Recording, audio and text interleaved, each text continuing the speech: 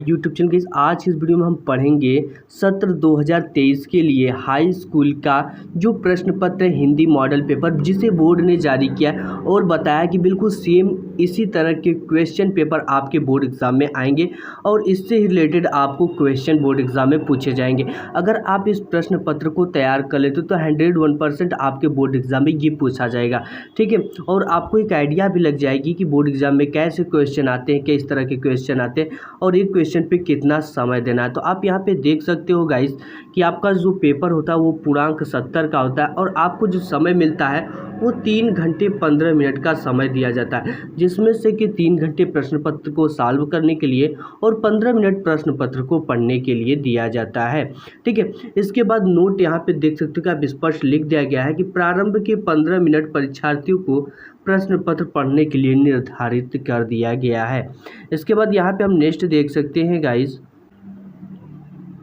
तो यहाँ पे नेक्स्ट जो प्रश्न नंबर 1 का क इसमें पूछा जाता है, तो ये आपका देखो पूछा जाता है कि निम्नलिखित में से कोई एक कथन सही है।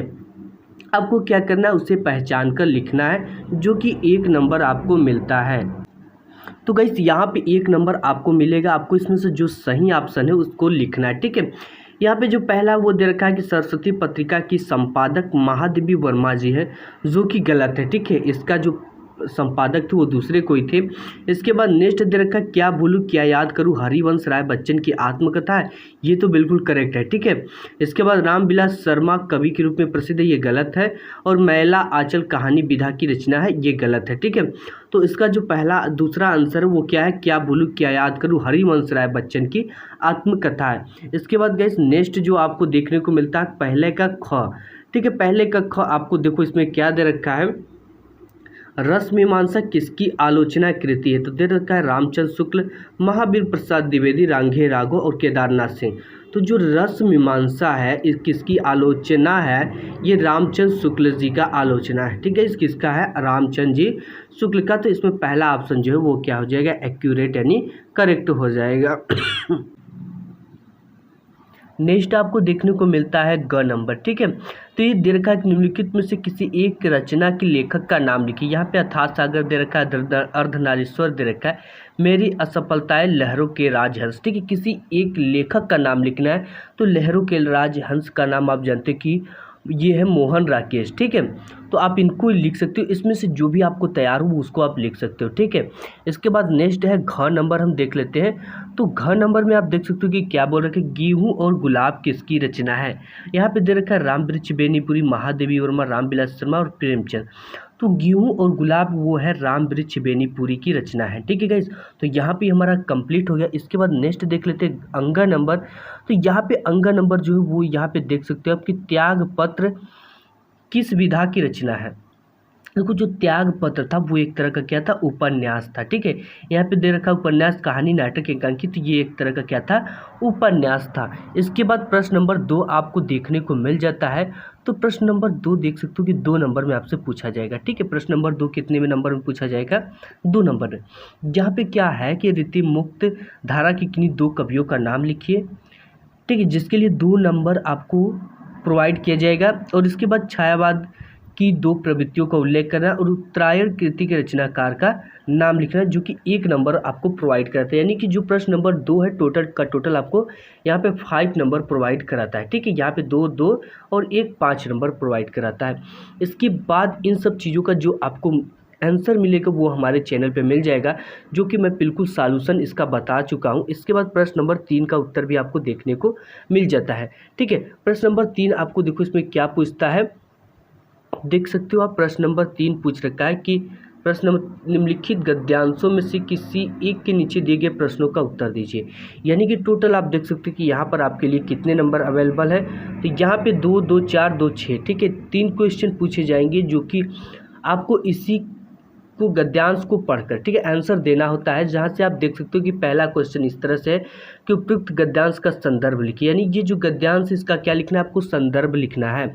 इसके बाद रेखांकित अंशों की व्याख्या करना है। ये जो नीचे नीचे रेखा खींचा गया है इनकी क्या करना है, केवल इसी रेखांकित अंशों वाले की व्याख्या कर देना है। इसके बाद जो तीसरा क्वेश्चन आपको पूछता है, लिखा है कि उपयुक्त गद्यांश में भारत की बोलियों संप्रदायों के संबंध में लेखक द्वारा क्या बताया गया है। ये एक तरह का क्या है क्वेश्चन होता है जो कि आपको इसी गद्यांश में से पूछा जाता है। या तो अगर आपको ये प्रश्न नंबर 2 में से किसी एक का करना होता है, क अगर नहीं आ रहा है तो आपको अथवा दे देता है। तो आपको अथवा में से आप देख सकते हो कि नीचे दे रखा है एक चीज़ जिससे आप इसको भी सॉल्व कर सकते हैं। ठीक है, पहले पहाड़ काटकर उसे खोखला कर दिया गया, ये देख सकते हो। इसके बाद इसके भी नीचे 3 क्वेश्चन दे रखा है, 1 2 3। ठीक है, इन तीनों क्वेश्चन को आपको क्या करना है, आंसर देना है, जिसके लिए आपको 6 नंबर टोटल का टोटल प्रोवाइड किया जाएगा। उपयुक्त गद्यांश का संदर्भ लिखना है जो कि पहले में भी था। रेखांकित अंशों की व्याख्या करना, ये जो रेखा की जगह इसकी क्या करना है, हमें व्याख्या करना है। और इसके बाद पहाड़ों को किस प्रकार जीवंत बताया गया, इसका आपको आंसर देना है। इसके बाद प्रश्न नंबर 4 आपको देखने को मिलता है इसमें। तो प्रश्न नंबर 4 आप देख सकते हो कि क्या कहता है कि प्रश्न नंबर 4, निम्नलिखित पद्यांशों में किसी एक का ससंदर्भ यानी संदर्भ सहित व्याख्या कीजिए तथा काव्य सौंदर्य को भी स्पष्ट करना है। तो इसमें आपको 2 टोटल आपको इसमें भी अथवा देखने को मिलता है। तो आप देख सकते हो कि क पहला दे रखा है। क क्या करें, निर्मम स्वागत करो मृत्यु का, मृत्यु एक विश्राम स्थल, ये एक क्या है, यह एक पद्यांश दे रखा है। आपको इसके नीचे अथवा ये आ रहा है तो आप ये सॉल्व, इसका क्या करना है, इसका संदर्भ लिखना है, प्रसंग लिखना है और इसका व्याख्या भी करना है। ठीक है, तो ये आपको कितने नंबर प्रोवाइड कराता है, यहाँ पे आप देख सकते हो कि ये आपको टोटल देख सकते हो कि 4 2 6। ठीक है, 1 नंबर इसके संदर्भ प्रसंग लिखने के मिलते हैं, 4 नंबर व्याख्या करने के, काव्य सौंदर्य स्पष्ट करने के 1 नंबर मिल जाते हैं। तो टोटल यहाँ से आपका 6 नंबर मिलता है। ठीक है, टोटल का टोटल 6 नंबर। इसके बाद नेक्स्ट देख सकते हो आप यहाँ पे, ये अथवा अगर ये नहीं आ रहा है तो आपको ये भी मिल जाता है। ठीक है, सुनी सुंदर वैन सुधा रस साने, ये है एक तरह का पद्यांश। इसका भी आपको संदर्भ लिखना है, व्याख्या करना है और काव्य सौंदर्य को स्पष्ट करना है। इसके लिए भी आपको टोटल कितने नंबर मिल जाते हैं, 6 नंबर मिल जाते हैं। इसके बाद नेक्स्ट 5 नंबर हम देख लेते हैं। तो गाइस आपका जो 5 नंबर है वो क्या है, आप यहाँ पे देख सकते हो। 5 नंबर आपको क्वेश्चन कहता है कि निम्नलिखित में से किसी एक लेखक का जीवन परिचय देते उनकी किसी एक रचना का उल्लेख करना। ठीक है, तो यहाँ पे आचार्य रामचंद्र शुक्ल भी दे रखे, डॉक्टर भगवत शरण उपाध्याय, जयशंकर प्रसाद, इनका क्या करना है, जीवन परिचय लिखकर इनकी एक रचना का नाम लिखना है। जीवन परिचय के लिए आपको 2 नंबर प्रोवाइड किए जाते हैं और रचना लिखने के लिए 1 नंबर, यानी टोटल के टोटल जीवन परिचय पर आपको 3 नंबर मिलने वाले हैं। इसके बाद ख भी इसी में आ जाता है। तो गाइस जो ख नंबर है, ठीक है, ये ख नंबर है निम्नलिखित कवियों में से, वो क्या था, लेखक था, ये क्या है, कवि है। कवि का जीवन परिचय दीजिए तो फिर उनकी एक रचना का नाम लिखे।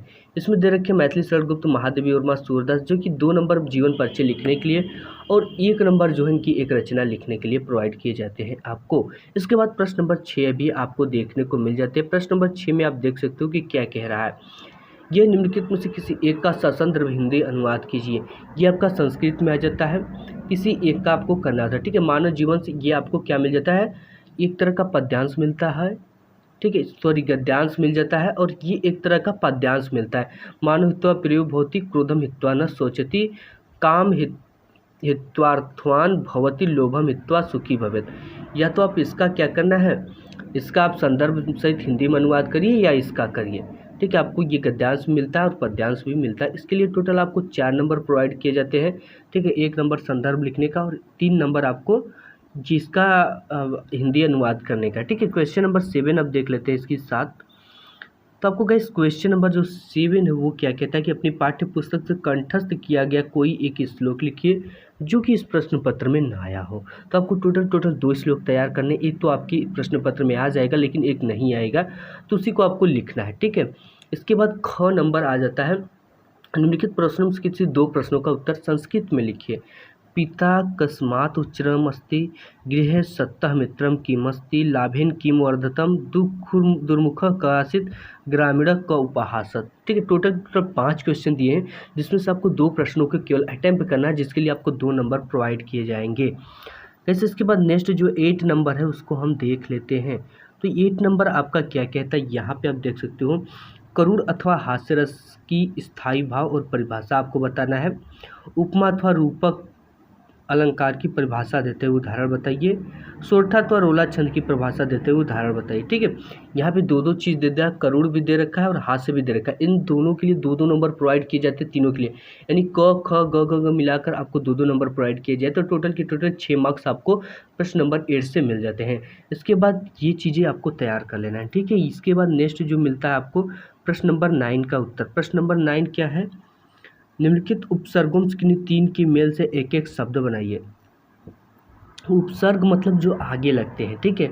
यहाँ से सुस्वागतम आप बना सकते हो, प्रलय बना सकते हो, प्रत्येकम बना सकते हो, ठीक है, प्रतिशत बना सकते हो, उपवन बना सकते हो, निराकार बना सकते हो, अभिमान बना सकते हो, अभिलाषा बना सकते हो। इस तरह से आगे अभी जुड़ना चाहिए और अंत में कुछ भी हो उसका अर्थ भी निकलना चाहिए।